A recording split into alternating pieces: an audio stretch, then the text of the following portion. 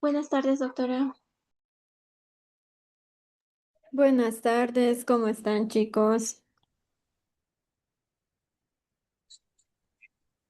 Tal vez Un solo vino a poquito ver a los corredores de nerviosa. verdad. Corrieron ahí y no existe nada mejor que eso. Ya, Toby, ahora no necesitas distracciones. No, está bien. Pues la carrera casi inicia. Ya ni el aire. Quiero decirte que me voy.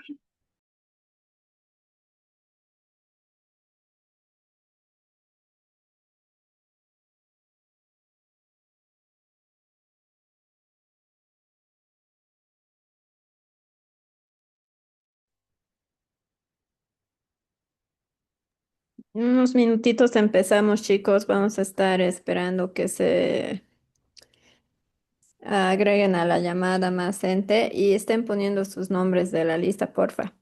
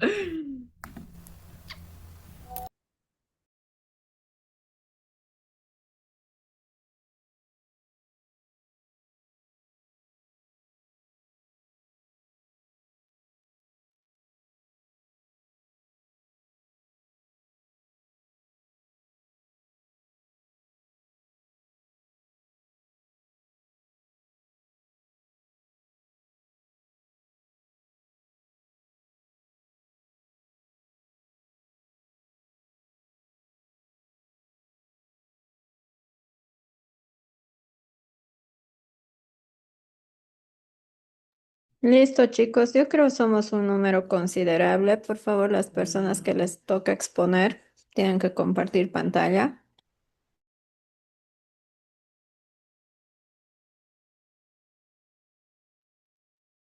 Doc, acabó el grupo 19, ¿no?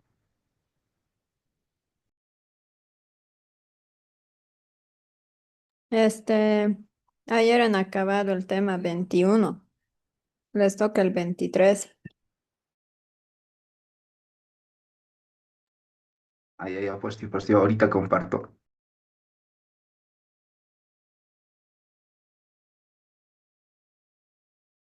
Súper.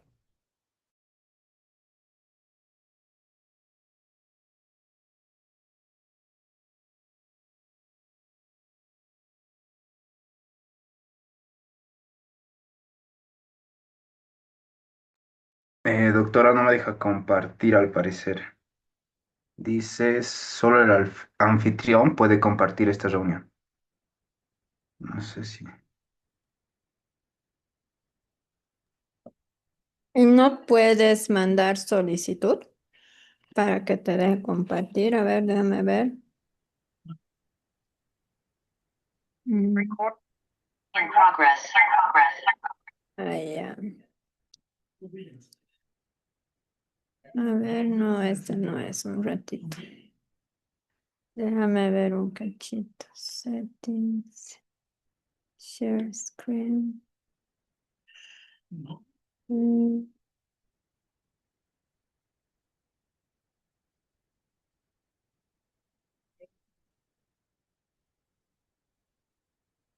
No puedes mandar solicitud.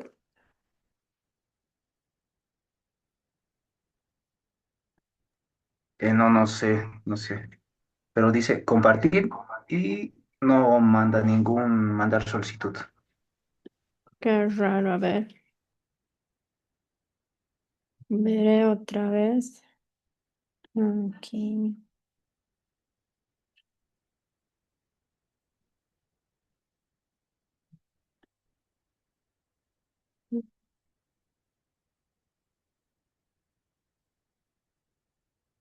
Ah, ya. Supuestamente ya está. A ver, intenta otra vez. No, quiero todos.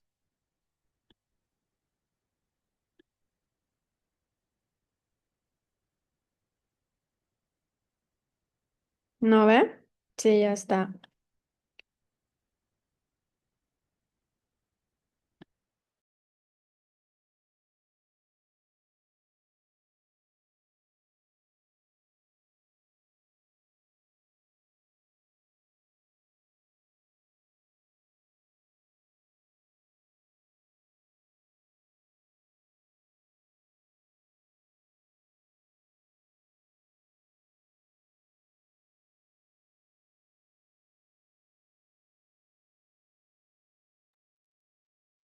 Uy, me olvidé prender mi micro.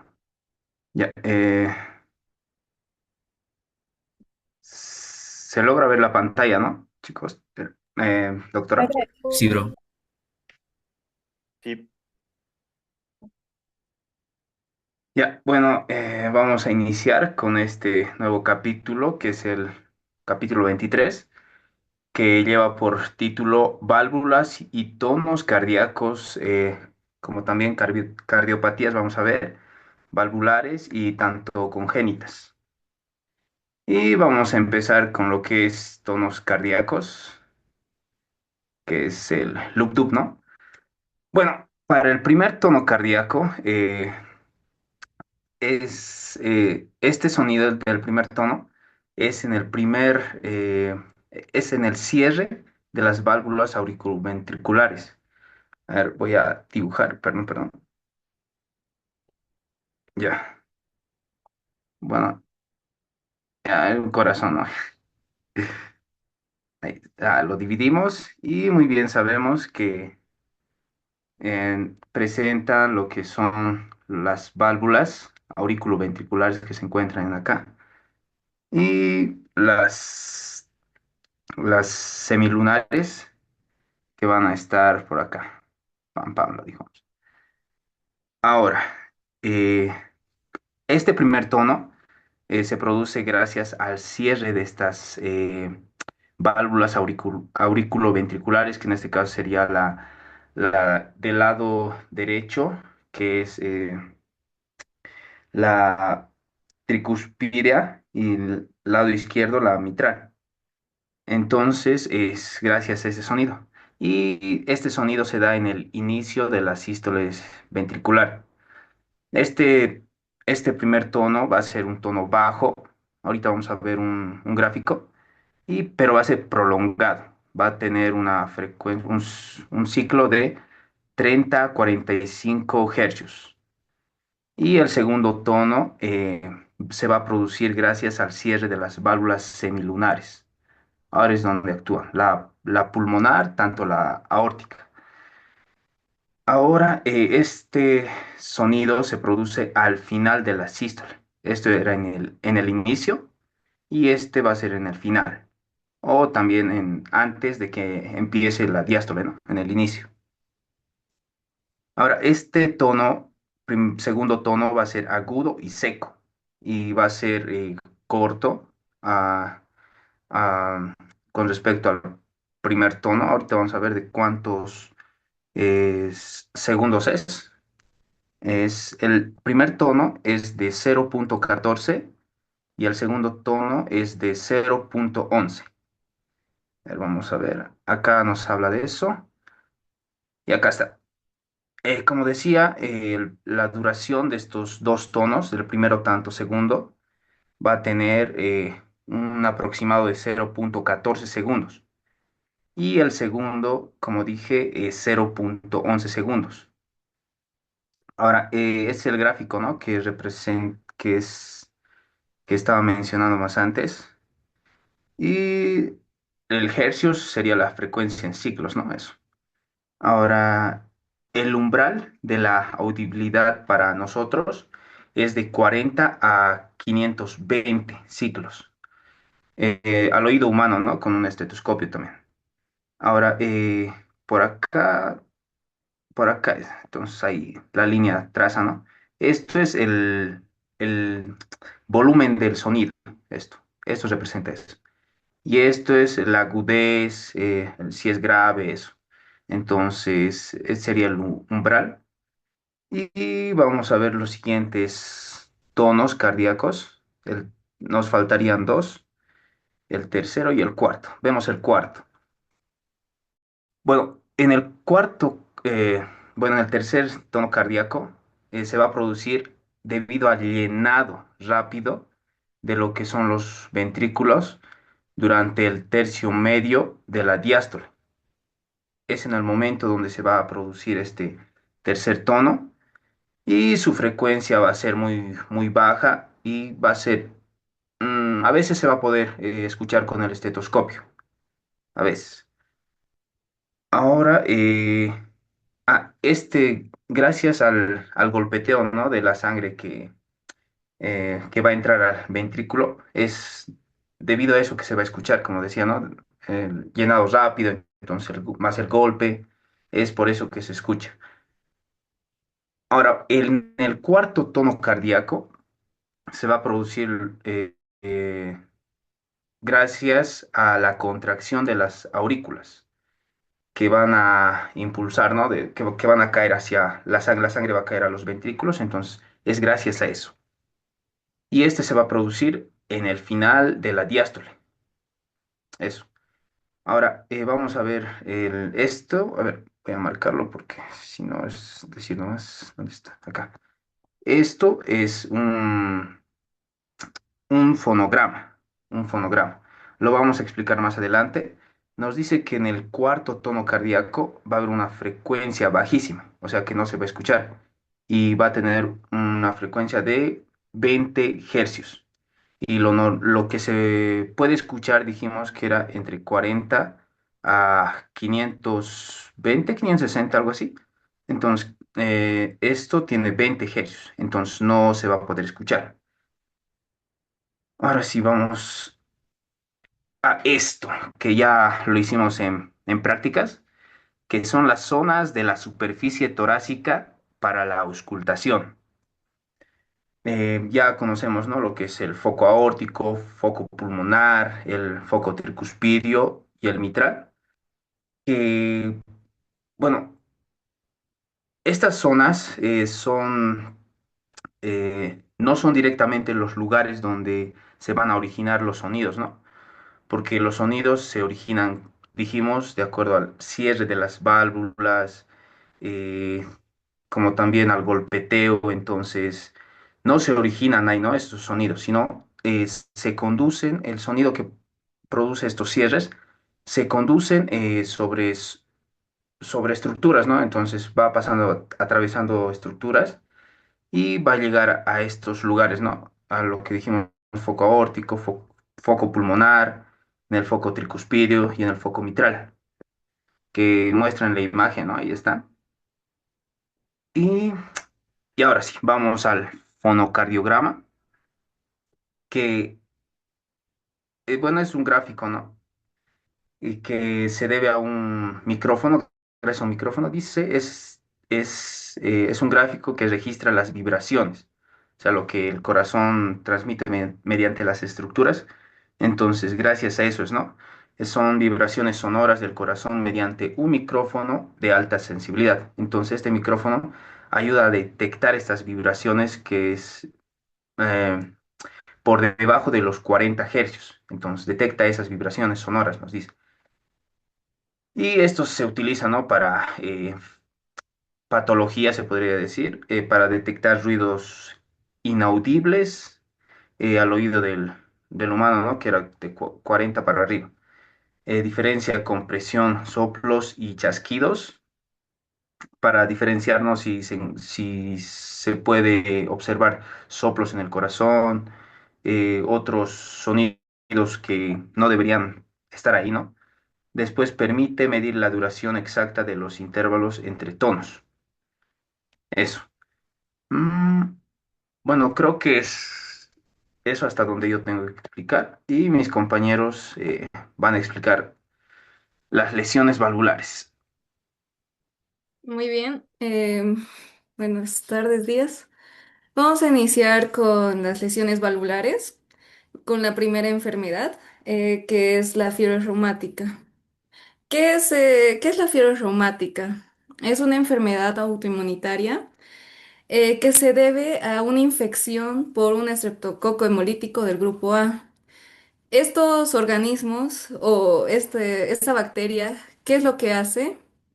Eh, Va a crearlo o va a producir o liberar lo que proteínas. Entonces, nuestro cuerpo, nuestro sistema inmune, lo que va a hacer es intentar o crear anticuerpos contra estos organismos proteicos que hay. Pero al crear esos anticuerpos, no solo va a atacar a lo que es los organismos proteicos o esta infección, ¿no? Sino también van a empezar a dañar a lo que son las válvulas cardíacas. Vamos a ver que mientras más concentraciones y más anticuerpos haya, las válvulas van a quedar más afectadas, ¿no? Vamos a ver la válvula más afectada en este caso va a ser la mitral. ¿Por qué? Porque recibe más presiones eh, y siempre va a recibir lo que es más traumatismos gracias a la presión que va a recibir. Al recibir esos traumatismos, lo que va a hacer es que las válvulas se van a empezar a cicatrizar y al cicatrizar van a formar una estenosis, va a producir una estenosis, ¿no? Y los bordes se van a hacer más gruesos, hemorrágicos, bulbosos y también lo que van a provocar una insuficiencia. La segunda más afectada es la aórtica. Son las del lado izquierdo, ¿no? Las que reciben más presión. Las del lado derecho mayormente no son tan afectadas por este tipo porque no tienen muchas presiones o no son presiones fuertes, ¿no? Pues la estenosis, aquí, como ya todos sabemos, ¿no? Es cuando la válvula no se abre bien y la insuficiencia es cuando la válvula no se cierra bien. Siempre estas dos van de la mano. Si hay una estenosis, siempre tiene que haber un cierto grado de insuficiencia. Y así viceversa, ¿no? Si hay insuficiencia, siempre tiene que haber un cierto grado de lo que es la estenosis. Pasamos a la siguiente. Gracias. Aquí vemos igual lo que es la válvula mitral, es una imagen. Vemos que en el lado bueno, en el lado, ¿cómo se dice? Izquierdo, vamos a ver lo que es la válvula mitral cerrada y lo que es una válvula mitral abierta normal. Mientras que en el lado derecho a ver una insuficiencia en lo que se cierra y una estenosis abajo cuando se abre, ¿no? Vamos a la siguiente.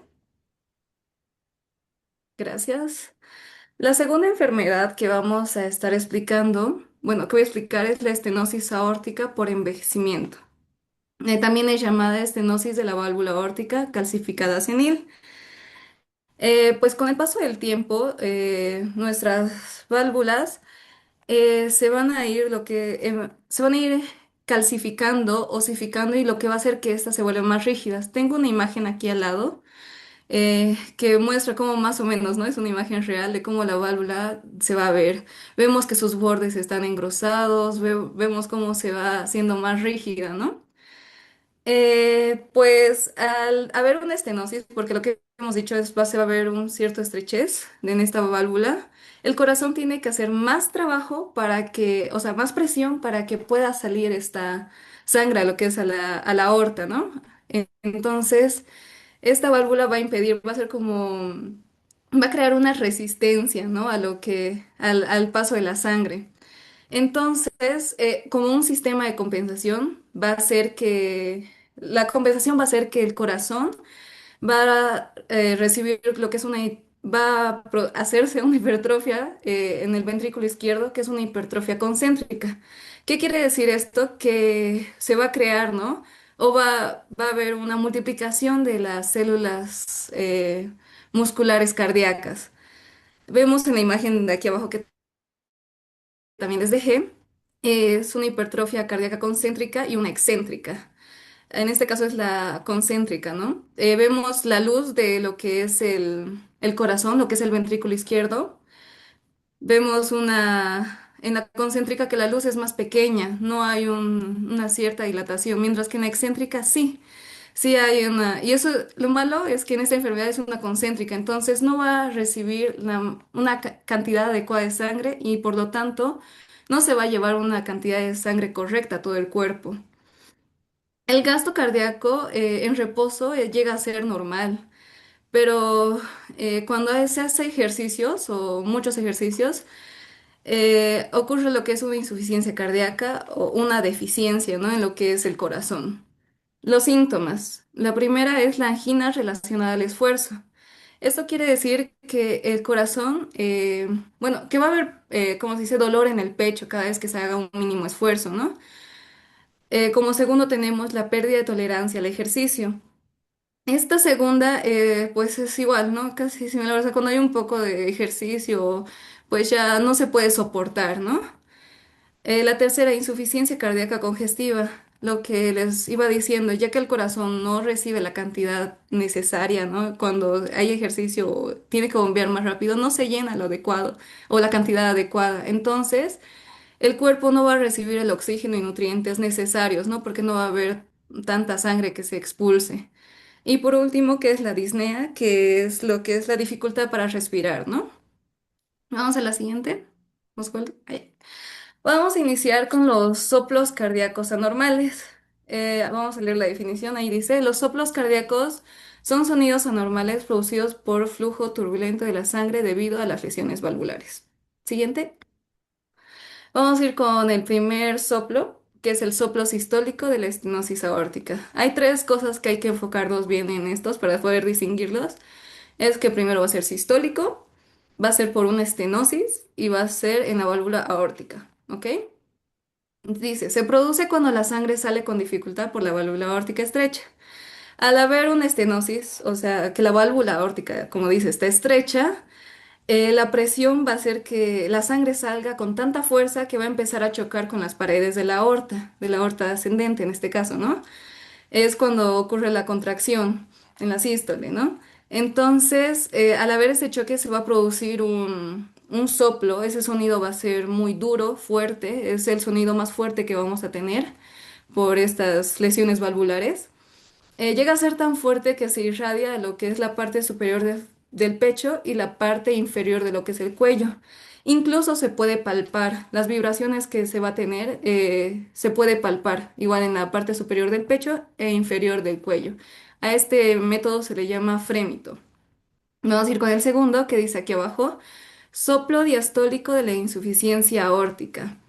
De nuevo, ocurre en la diástole, es importante mencionar esos tres puntos, ocurre en la diástole por insuficiencia y de nuevo de la válvula aórtica.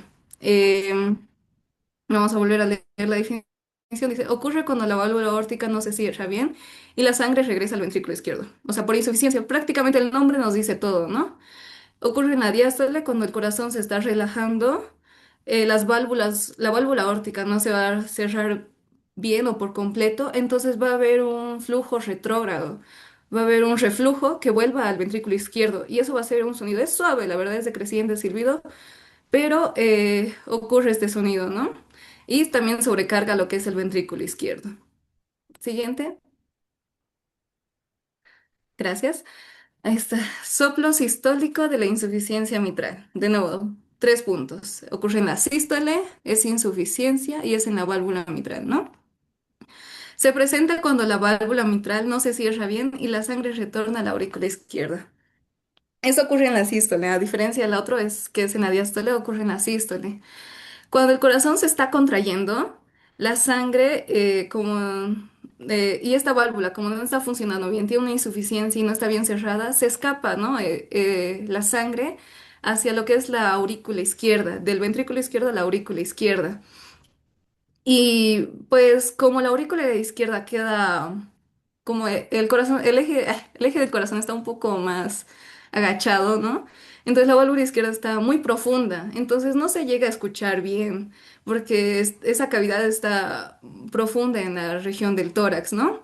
Es un soplo fuerte y uniforme, pero no se llega a escuchar bien, pero sus vibraciones viajan o se transmiten a través y se escucha a través del ápex, ¿no? Sus vibraciones llegan a lo que es el ápex, el vértice de lo que es el corazón. Vamos a ir con el cuarto, que es el soplo diastólico de la estenosis mitral. De nuevo, es en la diástole por la estenosis de la válvula mitral. Es cuando la sangre pasa con dificultad por la válvula mitral estrecha, ¿no? Es el soplo más suave que vamos a ver. Ocurre en la diástole, ¿no? Es cuando baja al ventrículo izquierdo la sangre por una estenosis, que es por lo que está... Al inicio de la diástole no se escucha nada. La primera parte de la diástole está tranquila, pero en la segunda empieza a lo que es a chocar, a reverberar en lo que es el ventrículo izquierdo, empieza a chocar, a agitarse un poco, ¿no? Y eso es lo que da el soplo o este sonido. Llega a ser tan bajo que el libro dice que incluso no, a oído humano no se puede escuchar, ¿no? Bueno, vamos a ver en el fonocardiograma, ahorita en un momento, cómo es el más suave, ¿no? Siguiente, Oswaldo. Muy bien, aquí está el fonocardiograma. Oswaldo explicó lo que es aquí en la imagen, lo que tenemos es el A. Eh, Explicó cómo es un corazón normal, ¿no? Ahora yo voy a hablar del B, C, D y E. Quiero que vean la imagen, el gráfico que está aquí. Vemos que el B y el C, que es la estenosis aórtica y la insuficiencia mitral, el soplo que ocurre en estas dos ocurre en la sístole. Eso es lo que igual, esas dos ocurren en la sístole y las siguientes dos, que es insuficiencia aórtica y estenosis mitral, ocurren en la diástole, como sus nombres también lo decían, ¿no? Ahora, igual importante, ¿cuál es el más fuerte de estos? Podemos ver claramente que es el B, que es la estenosis aórtica, ¿no? Llega a ser tan fuerte que, pues que se escucha muy fuerte, ¿no? Que dije, ¿no? Se irradia hacia la parte superior del pecho y hasta el cuello, ¿no? En la parte inferior. Y la más suave, que ni siquiera se podría escuchar con el oído humano, es la estenosis mitral. Como pueden ver aquí en el gráfico, en la diástole, que es el punto E, al inicio no pasa nada. Está aquí el sonido que hay, esa vibración que hay aquí es normal, porque vemos en el normal también está justo ahí, ¿no?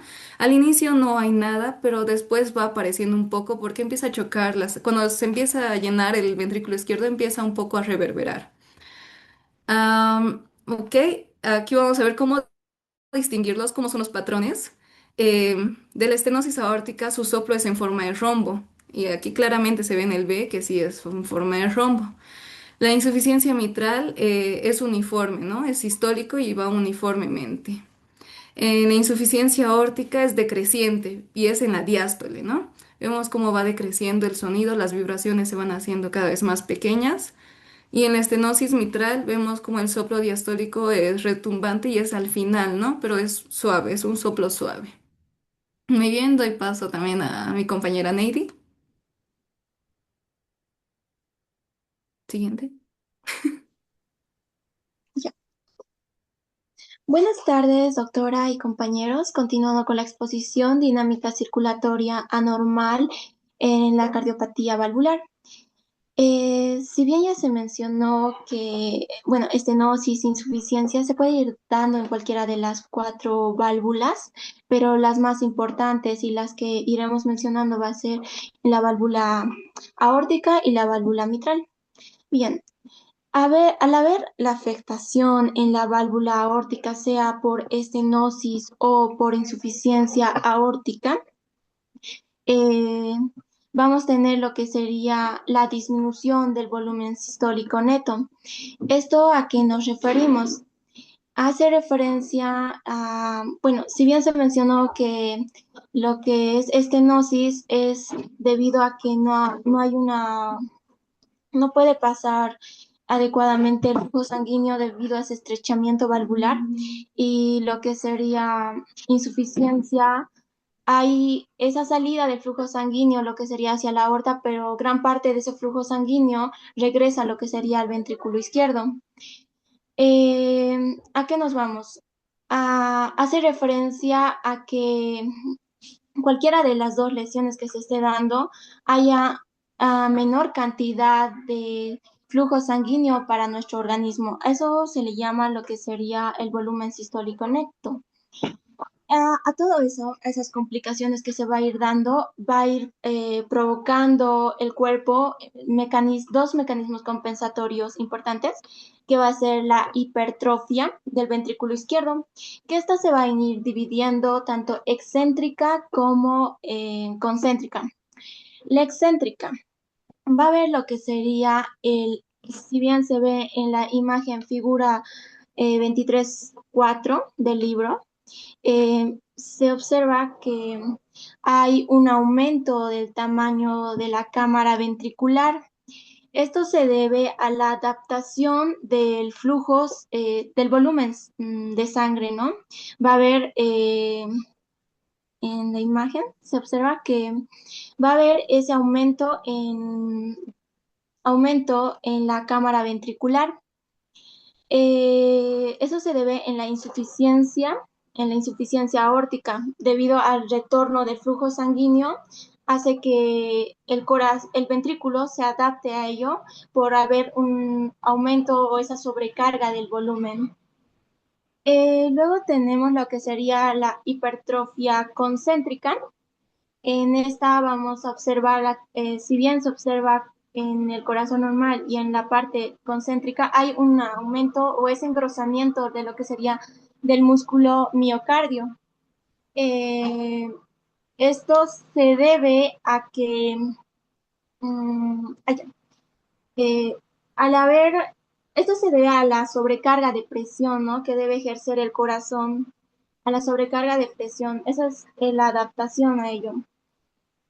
Como otro punto tenemos lo que sería, o bueno, segundo punto compensatorio, el aumento del volumen de sangre. Cuando el ventrículo izquierdo no puede bombear suficiente sangre de forma eficaz, disminuye lo que sería el gasto cardíaco. ¿Y qué era el gasto cardíaco? El gasto cardíaco era la cantidad de sangre bombeada por el corazón por minuto. Entonces, hace que los riñones retengan ese sodio y agua por activación del sistema renina-angiotensina-aldosterona. Esto produce un aumento de volumen de sangre circundante. Este aumento ayuda al inicio porque llena más así el corazón y permite expulsar más la sangre mediante el mecanismo de Frank Starling. Mientras hace este mecanismo hace referencia, mientras más sangre llegue y llena el corazón durante la diástole, más se estiran las fibras musculares cardíacas y mayor será la fuerza de la contracción. Así, el corazón puede bombear más sangre automáticamente para adaptarse al aumento del retorno venoso, pero si este problema continúa, el exceso de volumen de sobrecarga, bueno, hay un exceso de volumen de sobrecarga en el ventrículo izquierdo. Otro punto del libro habla sobre el flujo coronario inadecuado. Esto hace referencia a que en las lesiones valvulares aórticas, especialmente en la estenosis aórtica, el ventrículo izquierdo trabaja con mucha presión y se hipertrofia. El músculo cardíaco se va agrandando y necesita más oxígeno, pero estas arterias coronarias no van a lograr aportar suficiente sangre. A todo ello aparece lo que sería la isquemia miocárdica, ese dolor y disfunción de la fuerza de contracción, disminución de la fuerza de contracción. Como otro punto tenemos lo que sería las lesiones valvulares. Bueno, ya hemos hablado sobre el flujo coronario inadecuado, ¿no? A ver, posibles, ya. Sobre la posible insuficiencia del ventrículo izquierdo y el edema pulmonar. Cuando el ventrículo izquierdo se debilita, esto hace que no logre expulsar adecuadamente la sangre. Esto se acumula a lo que sería hacia la aurícula izquierda y regrese lo que sería al sistema eh, bueno, pulmonar, lo que hace que aumente la presión de los capilares pulmonares y hace que el líquido salga hacia el exterior, ¿no? Y de ello nos produce lo que sería el edema pulmonar, dificultando lo que sería el intercambio gaseoso y así causando tanto disnea como sensación de falta de aire. Es a continuación mi compañero. Eso sería. Ya, bueno, ahora voy a continuar con el tema. que tiene como subtítulo Dinámica de la estenosis e insuficiencia mitrales. Bueno, en el libro nos menciona que en personas con estenosis mitral, el flujo sanguíneo que viene desde la aurícula izquierda y va hacia el ventrículo izquierdo está limitado o impedido. Como pueden ver en la imagen izquierda inferior, tenemos una válvula mitral normal y una válvula mitral que, bueno, presenta estenosis. Y no, esa no, y la izquierda inferior, izquierda. En esto. Ya, bueno, después también nos menciona que personas que presentan insuficiencia mitral, que gran parte de la sangre que ha entrado al ventrículo izquierdo durante la diástole regresa a la aurícula izquierda durante la sístole. Por tanto, no es bombeada hacia la aorta correctamente. Ambas situaciones nos reducen el movimiento neto de la sangre que va desde la aurícula al ventrículo izquierdo. También, como podemos ver, en la insuficiencia mitral, aunque no sea la válvula mitral, es un claro ejemplo de una insuficiencia mitral o una insuficiencia valvular, por así decirlo, ya que esta no se cierra correctamente y queda abierta y hace que la sangre retorne. Siguiente diapositiva, por favor. Ya, bueno, después tenemos el edema de pulmón en la valvulopatía mitral. Este edema es causado por la acumulación de sangre en la aurícula izquierda, puede deberse a la estenosis mitral.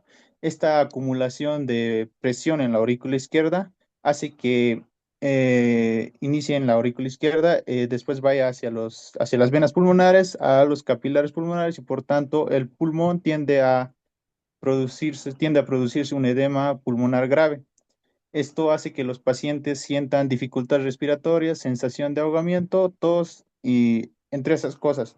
Normalmente no sucede, pero sucede en el caso de que la presión llega o sobrepase los 25 milímetros de mercurio, hasta incluso puede llegar hasta los 40 milímetros de mercurio, debido al aumento de la presión. Siguiente diapositiva, por favor. Luego tenemos el aumento de tamaño de la aurícula izquierda y la fibrilación auricular. Bueno, debido a la estenosis mitral, hace que la presión en la aurícula aumente, en la aurícula izquierda aumente, lo que hace que la aurícula izquierda se dilate, también sus paredes se estiren y lo que normalmente un impulso eléctrico recorre la aurícula, como pueden ver en la imagen, una aurícula normal, el impulso eléctrico recorre. Esta hace que el impulso, debido al estiramiento, el impulso eléctrico tiende a recorrer una aurícula más grande, la aurícula más dilatada. Esto favorece a una fibrilación auricular, la fibrilación auricular es una arritmia. Quiere decir que en vez de un solo impulso eléctrico ordenado, como normalmente se ve, aparecen muchos impulsos eléctricos desordenados dentro de la aurícula, como puede ser una aurícula dilatada. Esta dilatación causa el impulso eléctricos desordenados o de maneras circulares. Bueno, esto hace que reduzca la eficacia de del bombeo cardíaco y también que la aurícula no se contraiga normalmente, el corazón tiende a temblar o vibrar rápidamente. También produce un menor bombeo de sangre el corazón. Siguiente diapositiva, por favor. Después tenemos métodos de compensación. Aunque ya lo mencionaba en la anterior diapositiva, el cuerpo intenta corregir el problema y hace que los riñones retengan